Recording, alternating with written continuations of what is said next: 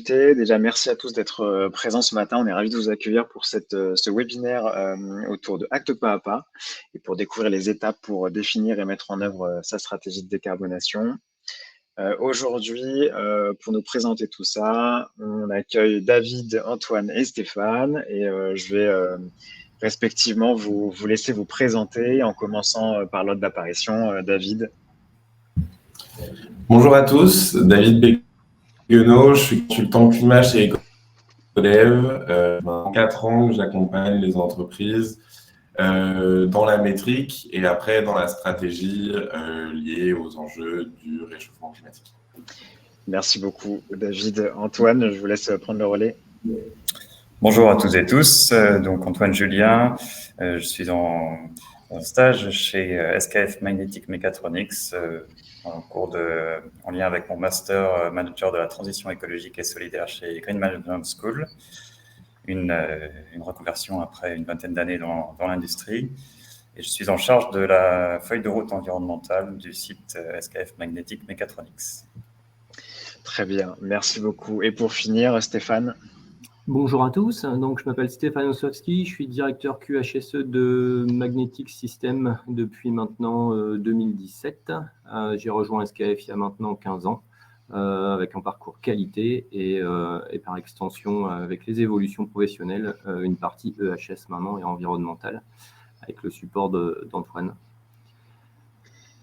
Super, merci beaucoup. Donc avant de débuter, moi je suis Thomas Chauveau, responsable de la communication chez Ecodev, et simplement avant de débuter, vous présenter un peu nos deux structures très rapidement. Concernant Ecodev, on est une société qui aidons à la définition et au déploiement de stratégies RSE ambitieuses, tant à l'échelle des territoires que des collectivités. Ça fait 12 ans qu'on existe. Nous sommes 35 collaborateurs. Et chez Ecodev, on est implanté un peu partout en France, à Lille, Paris, Nantes, Lyon ou encore Marseille. Et notre raison d'être qu'on aime bien partager, c'est réveiller les organisations ou éveiller les organisations pour stimuler l'engagement et provoquer le changement. Très rapidement, on a 4 métiers, comme l'évoquait un petit peu David. Le premier, c'est le conseil stratégique, donc c'est vraiment la définition de stratégie RSE. On parle de raison d'être, de stratégie climat également, de transformation des business models. Voilà, quelque chose de très stratégique et macro. Associé à ça, la mesure d'impact, analyser, mesurer les impacts, c'est important effectivement pour avoir des données tangibles et fiables pour construire des stratégies efficaces. Troisième métier, c'est le déploiement opérationnel. Donc, on va accompagner les entreprises et les territoires dans le déploiement d'actions RSE opérationnel. Et finalement, le dernier métier, c'est la communication et la conduite du changement. On considère chez nous que c'est très important de mobiliser les collaborateurs, les agents, un maximum, et les parties prenantes, un maximum de monde autour des démarches de développement durable et RSE pour leur réussite.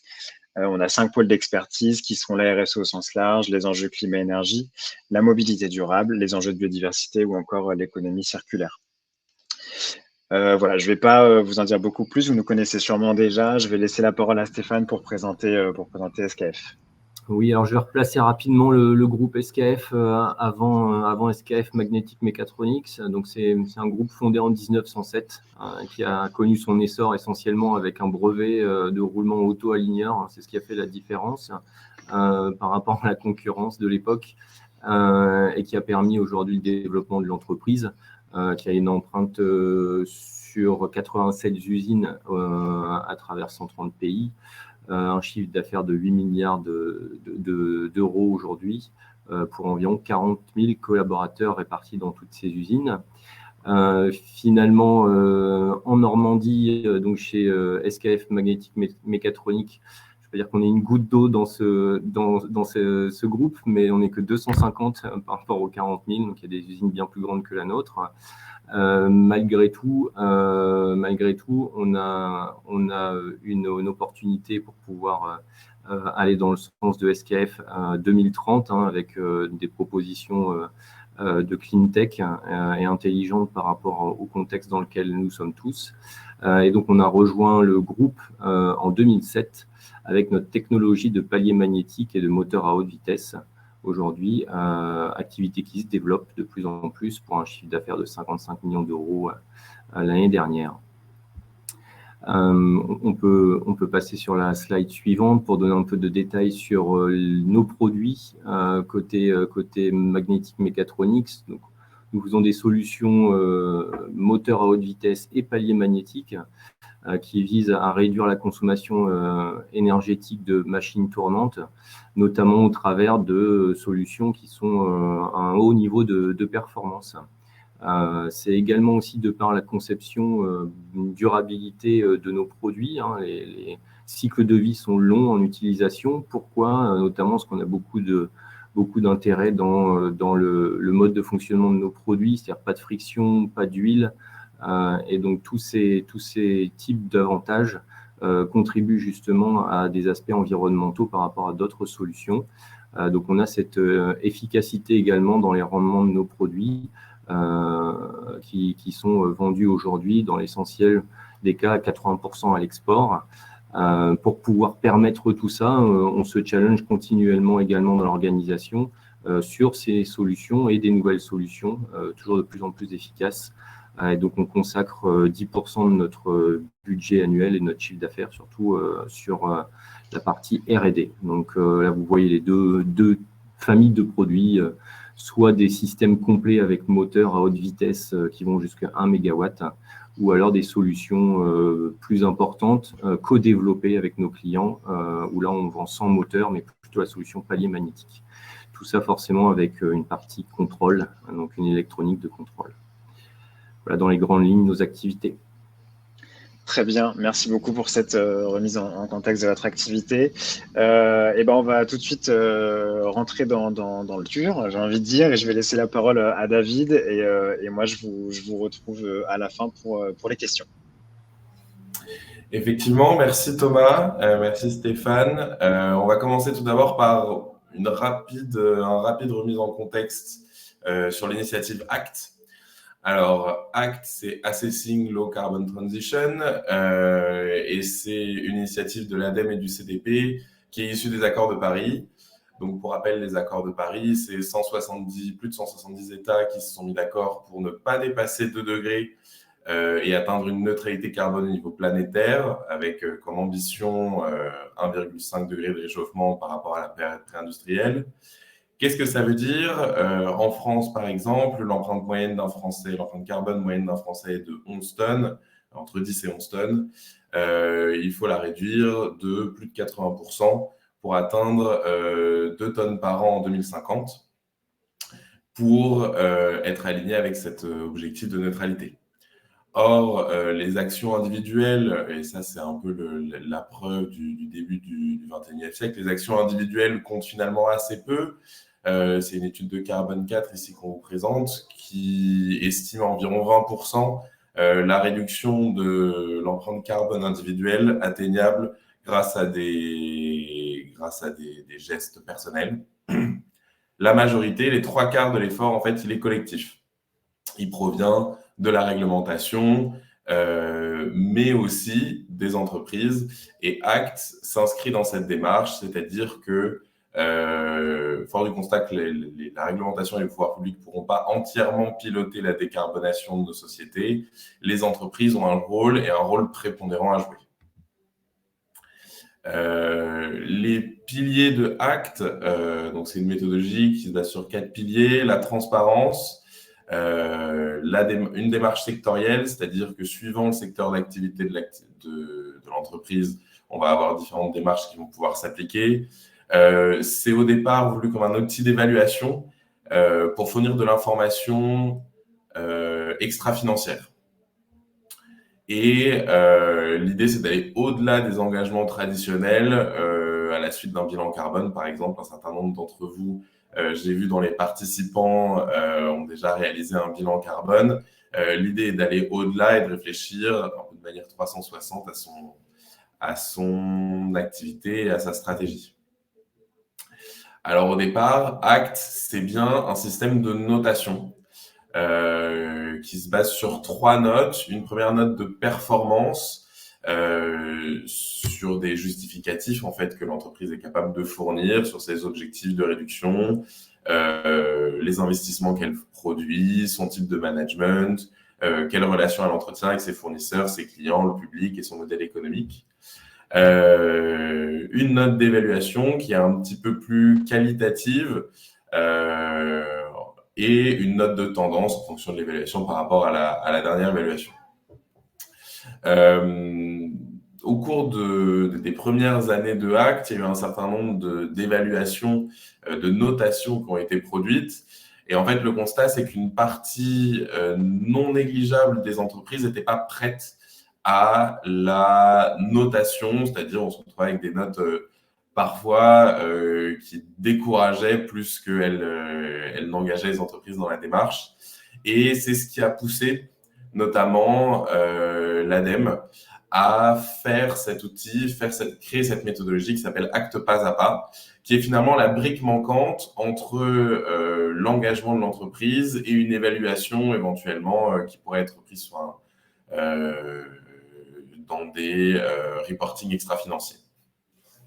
Et il s'agit là de Acte pas à pas.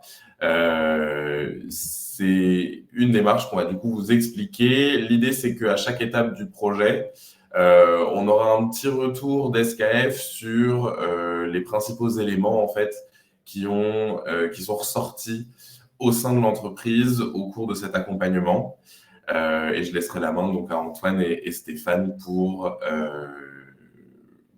nous faire un peu leur retour d'expérience. La première étape d'un projet Acte pas à pas, c'est effectivement le diagnostic initial. Situer l'entreprise finalement sur des niveaux de maturité qui vont permettre, de prendre du recul sur les initiatives qui sont en cours dans l'entreprise, peut-être remettre dans le contexte de significativité et d'importance les initiatives qui sont déjà en cours ou lancées.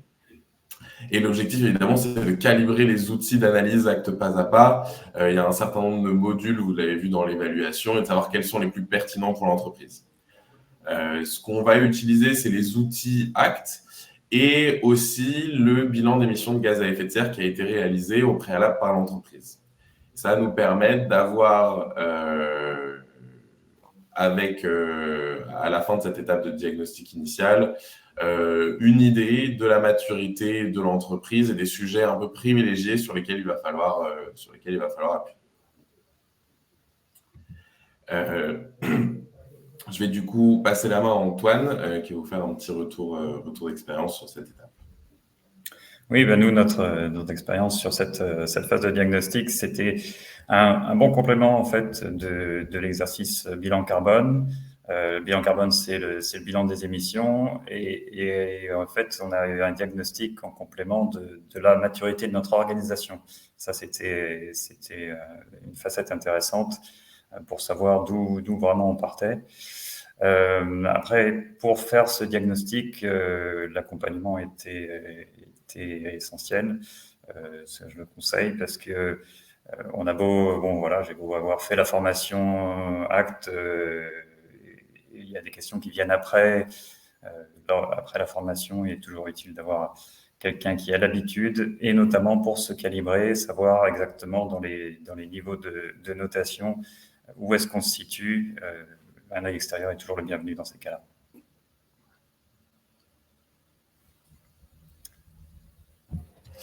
La deuxième étape d'un projet Acte pas à pas, c'est l'étape qui s'appelle Enjeux et Challenge.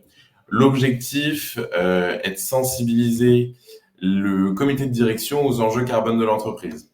A priori, ils ont déjà bénéficié d'un diagnostic sous format bilan d'émissions de gaz à effet de serre. L'enjeu, c'est de réussir à les embarquer plus loin dans la démarche, de démontrer les bénéfices, de mettre en place une stratégie climat, de mettre en fait le sujet climat au cœur de la stratégie, c'est surtout ça. De réaliser une petite analyse de l'environnement de l'entreprise. Alors, cette analyse, elle va être concurrentielle, basée sur les risques. Elle va s'appuyer sur un certain nombre de benchmarks qui vont être des éléments qui seront opposables au moment de la présentation au comité de direction et qui va stimuler dans un premier temps le questionnement de la position de l'entreprise dans un monde bas carbone.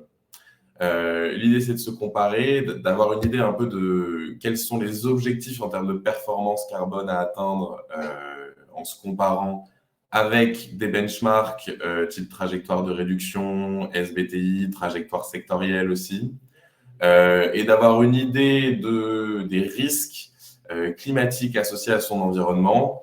Là, on utilise des outils tels que le SWOT ou le PESTEL, l'idée étant d'avoir deux catégories de risques.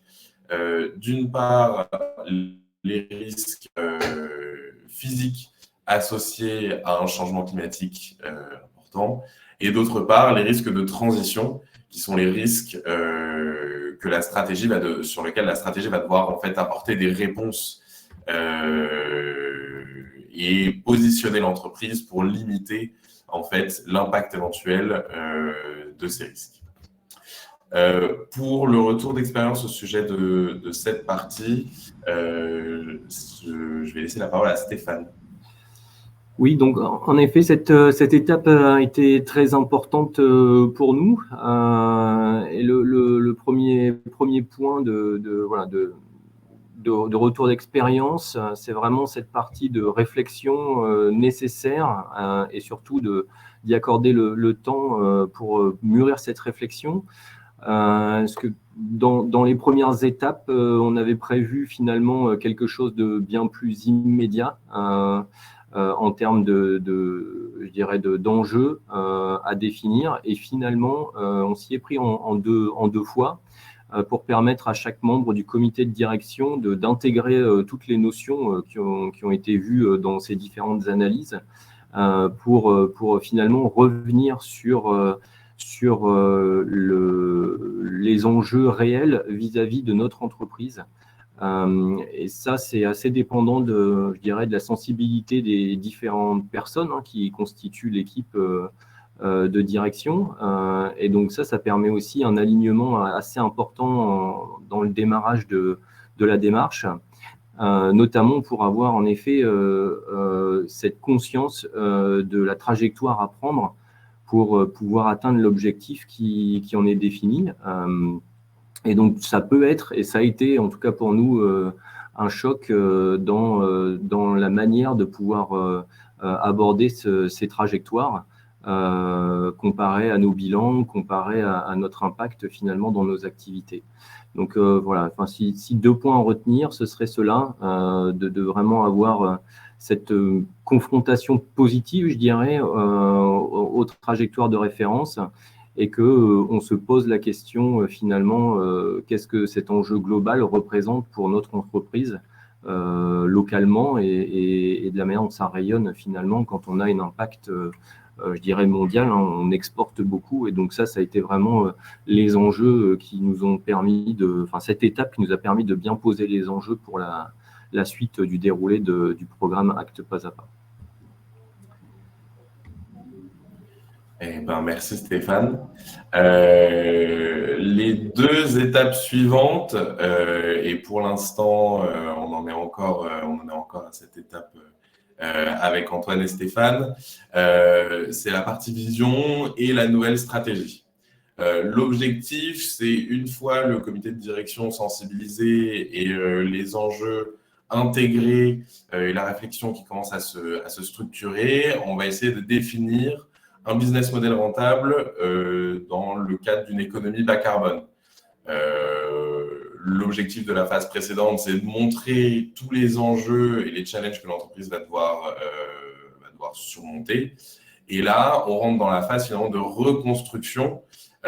Comment passer au-delà, aller plus loin que cette phase de diagnostic d'enjeux, et qu'est-ce qu'on peut imaginer pour l'entreprise à court, moyen, long terme. Et évidemment, c'est pas de construire une vision stérile à 2050, mais plutôt tout le cheminement qui va accompagner l'entreprise de sa situation initiale à une situation où elle serait bénéfique dans un monde bas carbone. Évidemment, on va continuer les étapes de sensibilisation auprès du comité de direction et aussi des collaborateurs qui ont été impliqués, au moyen notamment d'ateliers de créativité Et l'objectif, c'est vraiment de co-construire cette vision avec les équipes dirigeantes et opérationnelles pour aussi s'assurer de l'adéquation et de ne pas créer quelque chose d'hors sol. Sur cette partie-là, du coup, je vais laisser la main à Antoine et Stéphane qui, je pense, voulaient partager leur retour. Oui, donc c'est effectivement ce à quoi on a abouti. C'est cette vision 2050 où on a repensé le positionnement de l'entreprise et comment on allait aller jusque-là en couvrant toutes les dimensions, en couvrant la partie fournisseur, la partie client, la partie management en interne, etc., etc. Toutes les dimensions de l'entreprise revues à l'image du monde tel qu'on l'imagine en 2050. Et comment progressivement on va transformer l'entreprise pour aller vers ça, quelles sont les étapes et les points clés à mettre en œuvre pour arriver à cet objectif. Et donc voilà, un plan de transformation complet, ça c'est le résultat de l'apport de cette méthodologie acte très structuré, c'est ce que ça nous a permis de faire. Stéphane, peut-être tu peux commenter sur le point. Sur oui, en effet, la partie transformation ambitieuse, hein, ça c'est aussi c'est une volonté du groupe SKF, de SKF Magnetic Mechatronics également. Mais finalement, voilà, cette vision et cette nouvelle stratégie, elle a quand même poussé dans nos retranchements notre vision de l'entreprise. Et donc, le modèle d'affaires, le business model doit réellement être repensé et également de regarder ça de manière plus, je dirais, plus globale. On reprendra un peu cette notion-là dans le retour d'expérience sur les étapes suivantes. Mais en effet, c'est vraiment un point important où on s'est rendu compte dans ce travail, au travers de cette structure et de ce plan de transformation, que ça doit se faire également avec des parties prenantes et de revoir finalement le modèle d'affaires avec nos clients, nos fournisseurs. Et donc, c'est vraiment tout le scope qui est intéressant de couvrir au travers de cette remise en question et de reposer une nouvelle stratégie, une nouvelle vision. Je pense qu'avec un peu de recul, le business plan et la stratégie d'entreprise, elle reste logique, mais elle est quand même rechallengée assez profondément pour pouvoir répondre à ces différents enjeux. Notamment avec un basculement vers l'économie circulaire beaucoup plus tout à fait par rapport à ce qui peut être fait aujourd'hui, très marqué. Oui, c'est en effet un des axes stratégiques qui en ressort. L'idée était là, mais pas suffisamment poussée. Pour les organisations qui sont déjà, je dirais, référencées ou certifiées comme la partie environnementale, je dirais que finalement, on a quelques idées de base, mais cette démarche acte pas à pas amène quand même, je dirais, des notions bien plus profondes qui vont challenger bien plus l'organisation que sur les modes de fonctionnement qu'on a pu connaître jusqu'alors. Cette partie-là, pour moi, elle est vraiment clé. Oui, mais c'est la phase où il faut sortir de la boîte, faire preuve de créativité. C'est ça. Il faut passer les inquiétudes et en effet, il faut passer les inquiétudes et la crainte de rechallenger sa manière de faire son business model. Sinon, en effet, on n'ira pas chercher les gains de la démarche et aller tirer vraiment l'essence même de ce qu'on doit faire derrière tout ça. Donc ça, on l'a fait en workshop avec le comité de direction animé par David pour faire ressortir ces éléments-là. Et puis on a fait aussi le même exercice avec des représentants des employés pour avoir aussi cette perspective et impliquer les employés de l'entreprise dans la construction de cette nouvelle vision. Eh ben, merci beaucoup pour ce retour. Je vois qu'il y a des questions dans l'onglet questions-réponses et dans le chat. On les prendra à la fin du webinaire. Encore un petit peu de patience. Tout d'abord, je vais vous présenter un petit peu l'organisation d'un projet acte pas à pas sous un autre angle, sous l'angle tout d'abord des prérequis. Donc, pour pouvoir s'engager dans une démarche acte pas à pas, il y a 3 éléments qui sont nécessaires, obligatoires. D'avoir réalisé un bilan d'émissions de gaz à effet de serre dans les 2 dernières années. Donc, de préférence, une année qui soit représentative. Je pense par exemple à l'année 2020 qui peut être un peu une année exceptionnelle suivant les activités. Un autre prérequis, c'est d'avoir un pilote entreprise qui soit formé à la démarche acte pas à pas.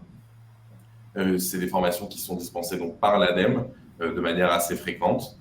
Et il est aussi nécessaire, et c'est une petite originalité de la méthode, d'avoir un sponsor au comité de direction qui s'engage dans la démarche. Donc ici, c'est Stéphane. C'est vraiment une obligation dans le cadre de la démarche acte pas à pas. Et la volonté, évidemment, c'est de faire cette démarche dans les plus hautes strates de l'entreprise, quitte à après dérouler aussi avec les opérationnels, mais de ne pas faire quelque chose en dehors de ce comité de direction, qui aurait du coup un impact plus faible. Je vais laisser ici du coup Antoine reprendre sur le retour d'expérience. Oui, pour donner un ordre de grandeur de l'investissement que ça représente, moi j'ai passé un peu plus de 2 mois à temps plein à peu près pour la partie acte purement. Y compris tout ce qui a permis de nourrir cette réflexion, d'alimenter le comité de direction avec de la veille, du benchmark pour leur permettre de bien saisir les enjeux et les possibilités en complément de ce qu'ils peuvent avoir par leur propre canaux. Dans le cadre de ce projet acte pas à pas, le choix a été fait notamment par SKF d'intégrer au maximum la démarche, ce que nous chez Ecodev on ne peut que saluer, parce que plus on a une ressource en interne qui va être disponible pour travailler avec les équipes et en fait animer cette démarche auprès du comité de direction et des collaborateurs, plus on a de chances que derrière la démarche prenne une fois l'accompagnement terminé. C'est évidemment un modèle qui n'est pas le seul, et on a d'autres modèles où par exemple on a une participation un peu plus faible. Là, 2 mois en équivalent temps plein, ça représente un temps important de travail. On a des formats sur lesquels on va avoir une participation un peu moindre au sein de l'entreprise, avec plus de tâches qui vont être à réaliser côté Ecodev, mais du coup, un accompagnement qui sera de manière conséquemment plus important. Et c'est aussi pour ça que l'ADEME, notamment, a mis en place tout un système de financement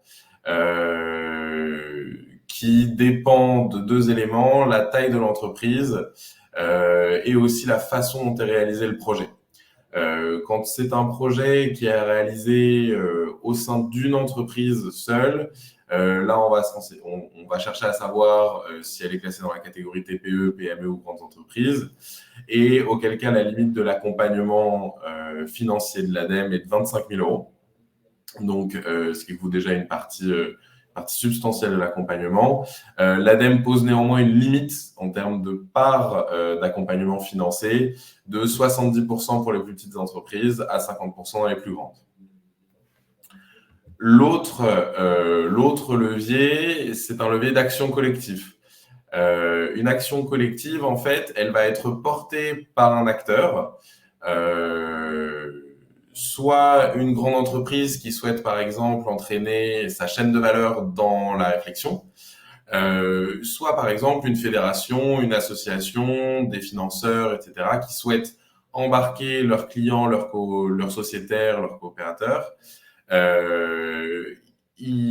Pour créer une action collective, il faut avoir un objectif commun.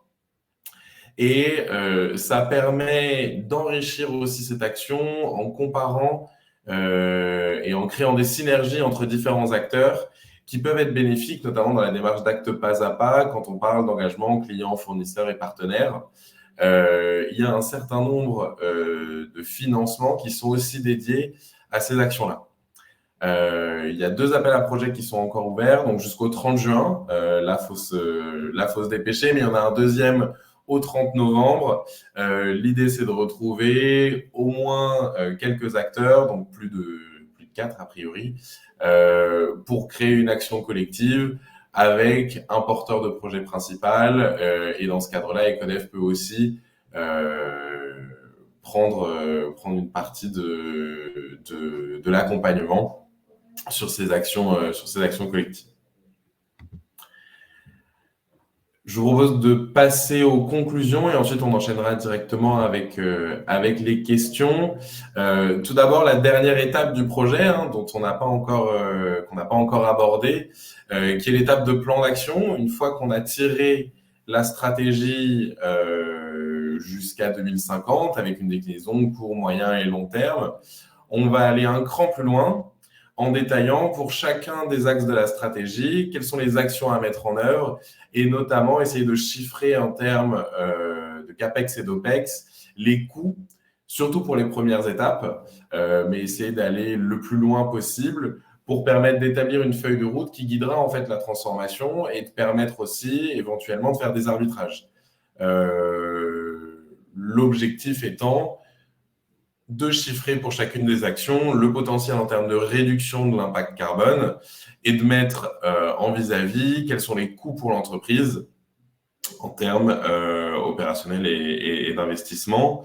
La façon dont est réalisée cette étape, c'est principalement des entretiens opérationnels avec la direction, mais aussi des études documentaires, éventuellement de la recherche bibliographique sur des projets similaires. Et les outils acte pas à pas sont aussi là pour accompagner la réflexion. Antoine, je te laisse la main du coup sur peut-être ton retour d'expérience à mi-parcours de cette étape. Oui, donc nous sommes en plein en cours de consolidation de ce plan d'action détaillé. Donc après l'étape de vision, étape stratégique, donc là on est au niveau de détail de construction en fait du budget et des actions des années qui viennent. Où en fait Acte s'intègre avec d'autres activités qu'on a menées en parallèle, comme par exemple un audit énergétique. Il y en a beaucoup, je suppose, dans l'audience qui vont être concernés par le décret tertiaire, par exemple. On peut rassembler tout ça et le consolider dans le plan d'action Acte, qui permet d'avoir du coup une vue d'ensemble de tout ce qui contribue à la décarbonation de l'entreprise. Et un deuxième point que je voulais partager en conclusion, c'était les retours de nos clients qui on explique cette démarche et où on en est et qui sont très favorablement impressionnés par le caractère structuré et qui démontre une vraie volonté d'aller au fond des choses et de ne pas s'arrêter à la surface et de ne pas faire du greenwashing. On est vraiment dans sérieusement regarder en détail comment on va en pratique transformer l'entreprise. Et même certains clients à qui on a expliqué, vous nous demandez quelles actions, on en a quelques-unes, les voici, mais surtout, on est en train de faire une analyse complète pour définir quelque chose qui soit complet, exhaustif. Attendez encore quelques temps et voilà pourquoi, voilà comment on procède.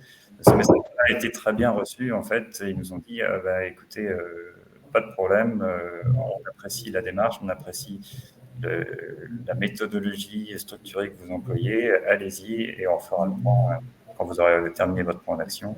De la part de nos clients, ça a été très bien perçu. Stéphane ? Oui, et en effet, si je complète cette partie-là aussi, c'est également rassurant. Sur la partie, je suis sponsor de cette démarche en interne, et du coup, c'est assez rassurant aussi d'avoir cette structure qui finalement permet, entre guillemets, de ne rien oublier de bout en bout. Le sujet est large au niveau de l'entreprise. Peut un peu se gratter la tête pour savoir par quel bout on commence. La structure de Acte pas à pas est quand même un levier important pour avoir une approche systémique et ne rien oublier dans toutes ces étapes. Donc ça, c'est vraiment intéressant et en termes d'explication externe et de partage vers les clients, hein, puisque c'est ce que je disais tout à l'heure, ça peut pas être une activité, enfin ça peut pas être un plan d'action autonome et indépendant du reste. Il faudra forcément embarquer la supply chain, les clients, et donc avoir cette approche structurée, c'est vraiment aidant dans tout ça. Et le dernier point, en effet, c'est la partie, je dirais, élargissement, puisque on fait partie d'un groupe pour SKF. Je vais anticiper aussi une question qui a été posée par Sandrine. Donc l'ambition du groupe, elle est là, elle est forte. L'organisation centrale pousse réellement chaque unité de SKF à s'engager et à tenir les objectifs qui sont annoncés par le groupe. Mais voilà, cette ambition, elle est très globale, je dirais. On n'a pas forcément d'outils spécifiques à ça au sein du groupe, dans la maison SKF. Et donc, on a lancé, nous, la démarche acte pas à pas dans les tout premiers au sein du groupe, ce qui nous a permis également de rayonner sur le reste des unités en France, donc SKF en France. Et donc là, voilà, cette démarche, elle a été prise au niveau de chaque unité de France, et David participe justement à l'animation de tout ça pour déployer le reste au niveau du groupe, puisqu'on aura forcément à un moment ou à un autre des synergies aussi avec les autres unités en France, pas uniquement, mais on en aura assurément. Donc, c'est pas perçu de manière négative au niveau du groupe, au contraire. Et je dirais les référentiels qu'on utilise dans la démarche sont de plus en plus reconnus également. Et David pourra également compléter ma réponse. Mais voilà, ces référentiels qu'on utilise sont également de plus en plus reconnus et nous aident à avoir de la légitimité au sein d'un grand groupe sur une démarche de cette manière-là. Et en tout cas, en France, tout le monde appliquera cette démarche acte pas à pas pour SKF. Oui, tout à fait. En fait, SKF Mechatronics a été un peu précurseur dans le groupe SKF France, et par la suite, la même démarche a été lancée au niveau du groupe. Alors avec un petit temps de retard, et ça me permettra de répondre à une question qui était la question de Anne Perrault, qui est est-ce qu'il faut avoir réalisé un bilan carbone Scope 3 en prérequis? Alors, officiellement, un premier bilan d'émissions de gaz à effet de serre, quel qu'il soit, donc Scope 1 et 2 ou Scope 1, 2 et 3, suffit. Nous, en tant que cabinet de conseil, on décommande fortement de s'arrêter au Scope 1 et 2 pour se lancer dans une démarche acte pas à pas, pour la simple et bonne raison que quand on fait du Scope 1 et 2, on ne voit pas ce qui se passe sur sa chaîne de valeur en amont et en aval. Et c'est quelque chose qui va être important quand on va vouloir toucher les aspects de transversalité d'acte pas à pas. Et je pense notamment chez SKF, ça a été un élément important, déclencheur, l'impact de l'amont, de l'aval. C'est des éléments qui ont fait débat. Et qui ont permis aussi de faire avancer la vision de l'entreprise et derrière le plan d'action.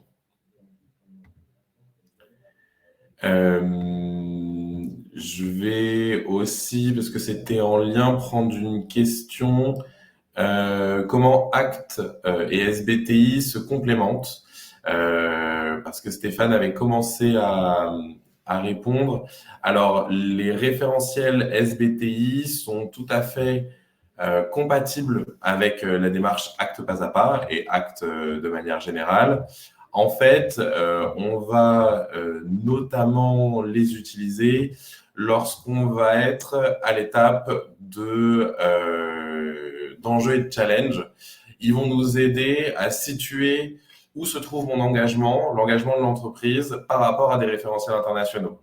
SBTI aujourd'hui, c'est le référentiel le plus connu en tout cas, notamment à l'international et aussi en France, sur lesquels les entreprises s'engagent de plus en plus. Donc, le fait de s'engager dans un SBTI va permettre de répondre à un certain nombre de points de acte pas à pas, notamment sur les objectifs de réduction et sur la démarche qui est engagée. En revanche, Acte Pas à Pas est beaucoup plus 360, va aller regarder beaucoup plus d'éléments que SBTI, qui a un engagement purement métrique, c'est-à-dire un engagement de réduction sur des périmètres, avec des demandes de justification sur le processus. Mais dans Acte Pas à Pas, on va aller regarder des aspects managériaux, d'engagement des clients, des fournisseurs, de business model, de réflexion stratégique sur les risques qui ne sont pas présents dans SBTI.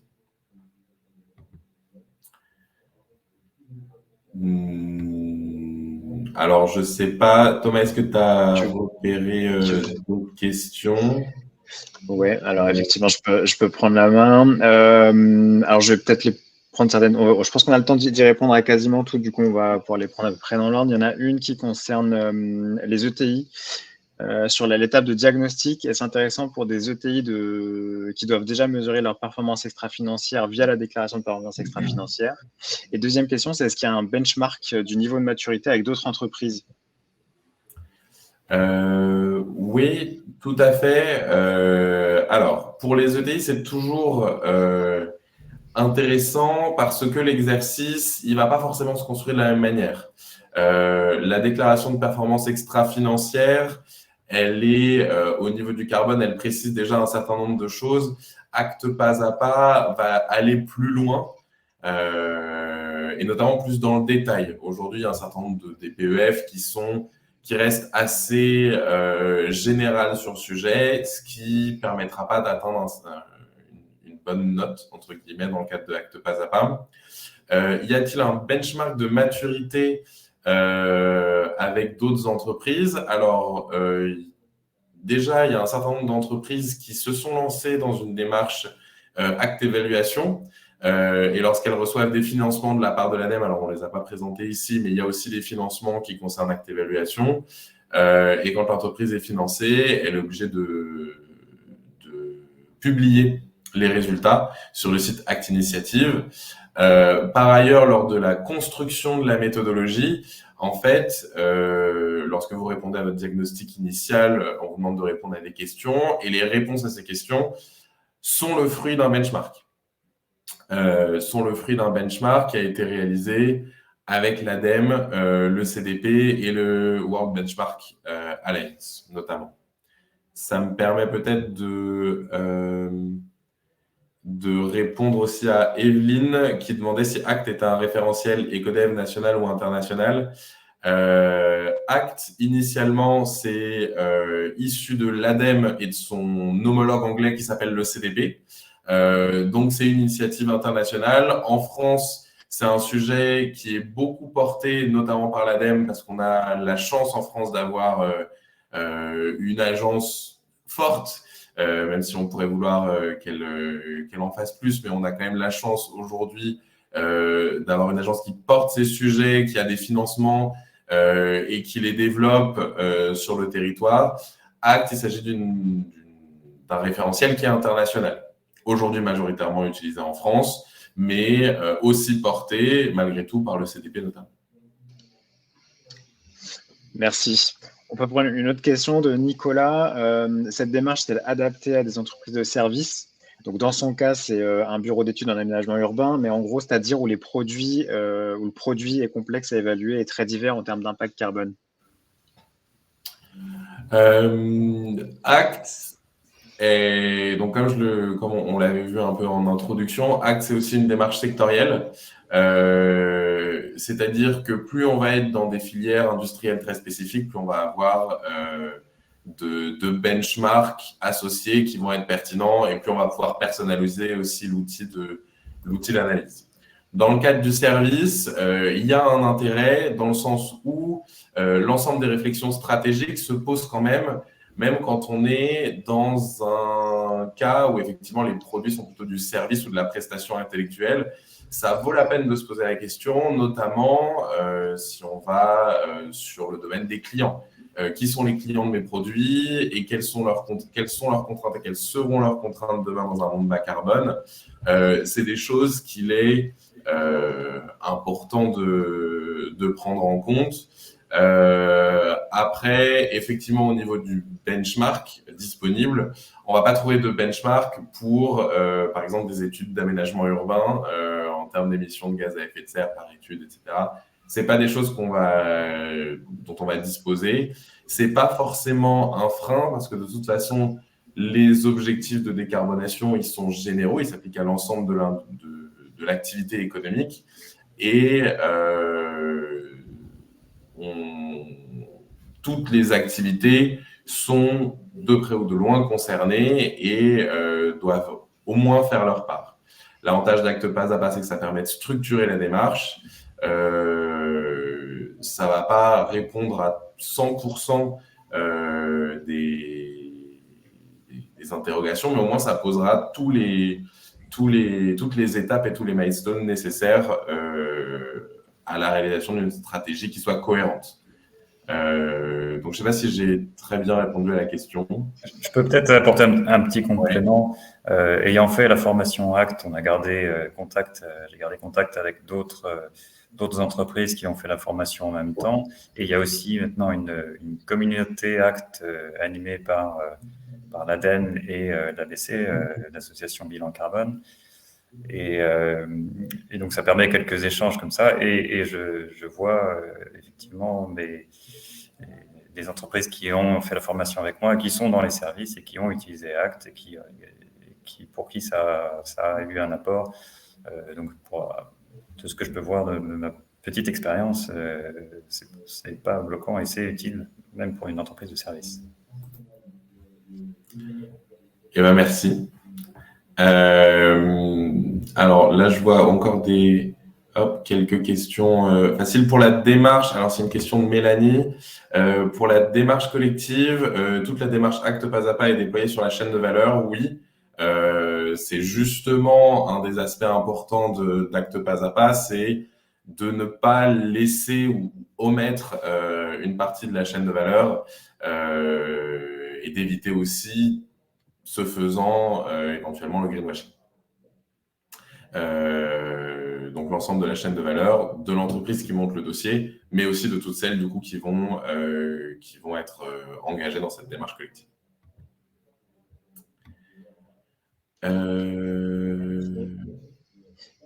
Alors, une autre question peut-être de Sandrine. Je vois, peut-on imaginer la même démarche pour la biodiversité? Alors, moi, la biodiversité, c'est pas mon domaine, mais je peux vous renvoyer à un autre webinaire d'Ecodev sur les enjeux climat et biodiversité, animé par des collègues Pauline Herman et Elodie Gilonès. Je vous mets le lien dans le chat, comme ça vous pouvez tout de suite après ce webinaire. Si vous voulez enchaîner sur un deuxième. Ok, est-ce qu'il y a d'autres questions? Il y a des questions sur des exemples concrets d'actions pour SKF, mais la démarche n'est peut-être pas encore assez... on n'est pas encore à cette étape-là. Antoine, je ne sais pas si tu veux... On peut en partager quelques-unes. Alors, des choses qui sont déjà identifiées. Alors, comme ça couvre toutes les dimensions, on peut avoir des exemples très différents. Donc, j'ai parlé d'audit énergétique. Il y a une partie sur les investissements matériels, donc agir sur notre scope 1 et 2. Donc, ça, c'est plus le basique. On a des choses, par exemple, sur la façon dont on va définir nos indicateurs internes, nos prises de décision, repenser la façon dont on prend une décision et sur quelle base pour orienter nos décisions à l'avenir en prenant bien en compte ces questions de décarbonation. Donc ça, c'est vraiment des aspects de management, de par exemple l'intéressement, comment on aligne ça avec nos ambitions. On a défini du travail, on parlait de chaîne de valeur, donc voilà, on veut faire des produits plus modulaires, développer une chaîne de valeur de service, par exemple, sur le reconditionnement de matériel. trouver des partenaires pour ça, développer techniquement nos produits, prendre en compte l'éco-conception avec cette perspective-là que deviennent nos produits en fin de vie en tête, etc., etc. Donc, voilà, ce sont des exemples de choses que nous avons identifiées, que nous avons des actions que nous commençons à lancer aujourd'hui. On a lancé les formations, on a lancé les réflexions. On en est effectivement encore à l'étape de consolider tout ce plan d'action, mais il y a déjà des choses qu'on a démarrées concrètement parce que voilà, il n'y a pas de question, il faut qu'on y aille et on ne veut pas perdre de temps. Et pour compléter, donner un exemple peut-être qui est très concret, parce que je vois la question de Corinne dans ce sens-là, factuellement, par exemple sur nos process et nos produits, aujourd'hui on a ce qu'on appelle une imprégnation, une cuisson de vernis. On doit cuire 2 fois. Le process doit se faire 2 fois. Service industrialisation chez nous étudie la possibilité de passer le cycle à un seul, tout en gardant la performance et la fonction d'imprégnation de base, sans dégrader la qualité du produit. Donc ça, c'est une action concrète. On fait des études, des essais pour pouvoir justement changer nos process de fabrication de nos produits. Et là, concrètement, plus qu'un seul cycle, c'est un four qui va tourner 2 fois moins. Ce sera 2 fois moins d'énergie de consommer. Donc c'est typiquement ces actions-là qu'on tire de manière très factuelle et très concrète dans notre plan d'action. Donc aujourd'hui, on le fait plutôt par opportunité, et c'était déjà le cas avec nos analyses environnementales étant certifiées 14001 sur cette partie. Mais voilà, avec cette démarche acte pas à pas, on va encore plus loin sur des process de réintégration de produits de nos clients pour les remettre en état, les redonner une seconde vie. Voilà. Et ça, c'est des actions plus long terme. On commence à poser les premières briques. Mais voilà, on a aussi du concret, des quick wins, comme on dit chez nous, et qui nous permettront de déjà mettre le pied à l'étrier sur de la réduction d'impact. Merci. Il y a une question également de Thomas. La décarbonation de l'offre devient un élément de différenciation dans certains secteurs. Est-ce le cas sur votre secteur et où en sont vos concurrents? Alors, je ne dirais pas qu'aujourd'hui que c'est un élément de différenciation, notamment avec les premiers retours des clients qu'on a pu avoir, puisque ce qu'on constate, c'est que finalement, les clients viennent avec la même problématique et on est plutôt dans de la co-construction. On a reçu un client hier, Antoine pourra en dire un peu plus que moi sur le sujet, mais je pense qu'on est plutôt dans du partenariat. Et ce qu'on essaye de viser également, c'est d'élargir le partenariat sur toute la chaîne de valeur, y compris avec la mise en œuvre de nouveaux partenaires, de nouveaux modes de fonctionnement, parce qu'on ne pourra pas tout faire tout seul. Et donc, il y aura forcément des nouveaux acteurs dans notre business model. Et aujourd'hui, on a un mode de fonctionnement qui est surtout lié à des OEM, des intégrateurs. Et on est plutôt dans une offre c'est pas de la différenciation, mais plutôt de la continuité et répondre à leurs attentes parce qu'ils ont ce niveau d'exigence aussi. Donc sur notre secteur, on va plutôt être dans une opportunité pour nous d'avoir la technologie palier magnétique qui est plus reconnue en termes d'efficience énergétique que des solutions avec d'autres technologies un peu plus classiques que le palier magnétique, le palier à air ou autre. Enfin, voilà, il y a d'autres avantages à ça, mais ça ne nous donne pas forcément un élément de différenciation aujourd'hui. Ce point de contexte est important, c'est parce qu'on a une solution qui était déjà efficace énergétiquement avant que les questions de décarbonation se posent. Tout à fait. Merci beaucoup. J'ai vu une question de Camille. Combien de temps pour mettre en place une démarche acte pas à pas hors bilan carbone. Et hors bilan carbone, c'est vrai que c'est une précision importante. Je laisserai peut-être Antoine rebondir. Dans le cadre de Acte Pas à Pas, on estime à entre 1 et 2 ans la mise en place de cette démarche. Pourquoi ? Parce qu'il y a un certain nombre d'éléments du coup à préparer. Et comme on l'a dit, il y a aussi une évolution, une prise en considération, une prise de conscience du comité de direction, des différents collaborateurs il faut laisser maturer un certain temps ces sujets pour être le plus efficace possible. Je ne sais pas si Antoine, tu veux rebondir. Oui, c'est exactement ce qu'on disait tout à l'heure sur le fait de laisser le temps pour mûrir la réflexion. Quand on fait la formation, qu'on voit les outils, on dit, bon, en soi, ça va pas prendre un temps énorme. Il y a des données à rassembler, bien sûr. Effectivement, il y a de la réflexion, mais c'est pas le temps à passer. Le délai n'est pas directement lié au temps passé à la charge de travail que ça représente. Il y a vraiment cette dimension de regarder le monde autour de soi différemment, de prendre le temps de regarder le fonctionnement d'entreprise différemment, et de laisser tout ça infuser pour petit à petit que la voie à prendre face sur face et deviennent de plus en plus claires, et la vision de où est-ce qu'on veut aller et par quel chemin se fasse de plus en plus clair. Et ça prend un peu de temps. De notre expérience, en tout cas, c'était intéressant de ne pas vouloir précipiter les choses, et parce que je pense qu'on aurait abouti à un résultat moins intéressant si on avait cherché à faire au plus rapide.